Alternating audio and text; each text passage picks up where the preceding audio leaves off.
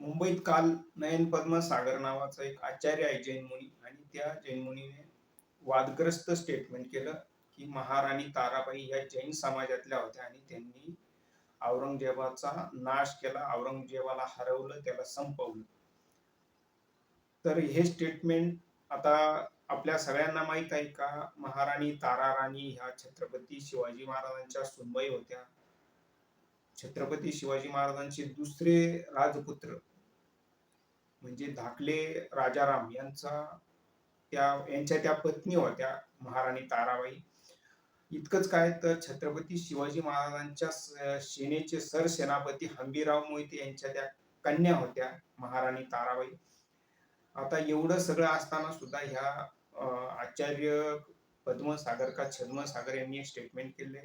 तर नमस्कार, मी Sandeep Shinde, Maharashtra YouTube channel मध्ये आपलं सगळ्यांचं स्वागत आहे. आणि हे सगळं या छद्मसागरने स्टेटमेंट जाणून बुजून काय केलेलं आहे?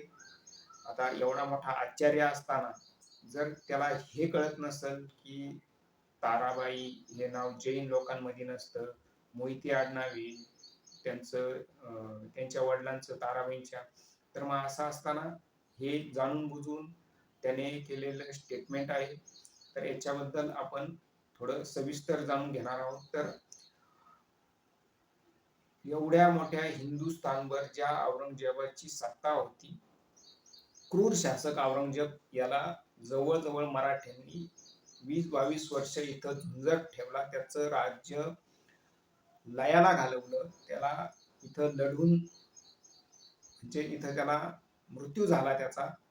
परंतु तो पुन्हा एकदा आल्यानंतर पुन्हा दिल्लीला जाऊ शकला नाही. अहिल्यानगर जवळ भिंगार नावाचं गाव आहे, तिथं त्याचा मृत्यू झाला. तो अक्षरशः हाय खाऊन इथं अहिल्यानगर जिल्ह्यात मेला. इतका मराठ्यांनी त्याला कडवा प्रतिसाद दिला. जवळजवळ लाखो सैन्याला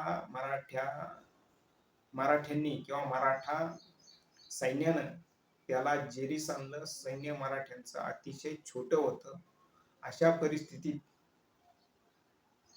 स्वराज्याची जी प्रेरणा छत्रपती शिवाजी महाराजांनी मराठी समाजाला दिली होती, ती प्रेरणा, ती परंपरा छत्रपती संभाजी महाराजांच्या मृत्यूनंतर इथल्या लोकांनी चालवली आणि त्या औरंगजेबाचा त्याला इथं कबरीत गाडला. एवढं सगळं माहीत असताना सुद्धा ताराबाईंच्या नेतृत्वात इथं लोक लढले. धनाजी जाधव सारखे सेनापती त्यांच्या काळात होते, ताराबाईंच्या काळात. आणि इतकं असताना सुद्धा ह्या जैन मुनीने हे जाणून बुजून स्टेटमेंट केले. तर हे का केलेलं आहे? तर हा भाजपचा प्रोपगंडा असणार आहे किंवा हे जाणून बुजून त्याला बोलायला लावलेलं आहे. जैन विरुद्ध मराठा वाद लावून त्याच्यातून राज्यातले जे मूळ प्रश्न आहे ते बाजूला ठेवण्यासाठी हे सगळं कोणाच्या तरी सांगण्यावरून ह्या जैन मुनीने केलेलं आहे. आपण मागच्या काही दिवसात बघितलेलं आहे, गेल्या 2-3 वर्षात आपला राज्याचा एक भगतसिंग कोश्यारी नावाचा राज्यपाल होता. त्यांनी छत्रपती शिवाजी महाराजांबद्दल स्टेटमेंट केलेलं होतं. त्याच्यानंतर मराठी समाजाबद्दल स्टेटमेंट केलेलं होतं.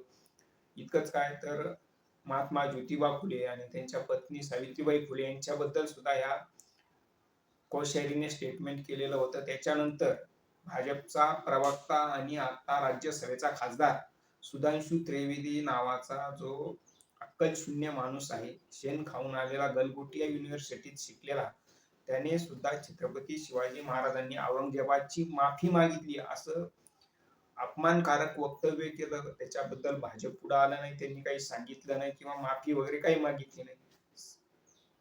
त्याच्यानंतर दुसरा भाजपचा श्रीपाद छिंदम नावाचा अहिल्यानगर जिल्ह्यातला, त्याने सुद्धा छत्रपती शिवाजी महाराजांबद्दल आक्षेपार्ह वक्तव्य केलं आणि त्यांच्याबद्दल अश्लील शिव्या सुद्धा दिलेल्या होत्या. त्याच्यानंतर दुसरा देवेंद्र फडणवीस यांचा अगदी जवळचा प्रशांत कोरटकर याने सुद्धा छत्रपती शिवाजी महाराजांबद्दल आक्षेपार्ह वक्तव्य केले.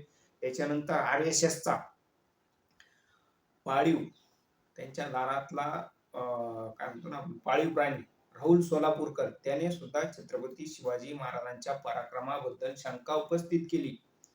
त्याच्यानंतर दुसरा एक भाजपने पाळून ठेवलेला स्वामी गोविंद देवगिरी नावाचा, याने सुद्धा छत्रपती शिवाजी महाराजांचे गुरु हे रामदास आहे असं शेण खाऊन वक्तव्य केलेलं होतं. तर त्याच्याबद्दल ह्या सगळ्या गोष्टींबद्दल राज्यात ह्या लोकांनी शिव्या घातल्या. परंतु हे सगळं जाणून बुजून 4-6 महिन्यातून हे कशासाठी करून आणतात, तर राज्यातले जे मूळ प्रश्न आहे, समजा बेरोजगारीचे असतील, शेतकऱ्यांचे प्रश्न असतील, शेतकऱ्यांच्या शेतमालाला न मिळणारे भाव असतील, त्याच्यानंतर दर दिवशी महाराष्ट्रात हिंदू शेतकरी 10 ते 12 हिंदू शेतकरी आत्महत्या करतात. हे सगळं दडपून टाकण्यासाठी ह्या देवेंद्र फडणवीस आणि भाजप सरकारने ह्या लोकांना पुढे केलेले आणि त्याचाच एक भाग हा आचार्य पद्मसागर का छद्मसागर नावाचा माणूस आहे. हे जाणून बुजून एकतर मराठ्यांचा किंवा मराठी समाजाचा महाराष्ट्राचा इतिहास विकृत करायचा, चुकीचा सांगायचा, त्याच्यात भ्रम निर्माण करायचे आणि जे बहुजन नेते त्यांचा पण इतिहास चुकीचा सांगायचा, जसं डॉक्टर बाबासाहेब आंबेडकर असतील, छत्रपती शिवाजी महाराज असतील, छत्रपती शाहू महाराज असतील, त्याच्यानंतर ज्योतिबा फुले असतील, यांचा विकृत आणि चुकीचा इतिहास लोकांपुढे मांडायचा, चुकीचं त्याच्याबद्दल स्टेटमेंट करायचं, लोकांमध्ये भ्रम निर्माण करायचा, कुजबूज ज्ञान हे यांचा गेल्या 1925 पासूनचा इतिहास आहे RSSच्या लोकांचा. तोच पायंडा किंवा तीच परंपरा आता हे पुढे चालवित आहे आणि याच्यातून लोकांमध्ये भ्रम निर्माण करायचा आणि लोकांना वेगळ्या दिशेला भरकटून न्यायचं आणि आपले जे काही अजेंडे ते राबवायचे, असा हा सगळा प्रकार आहे.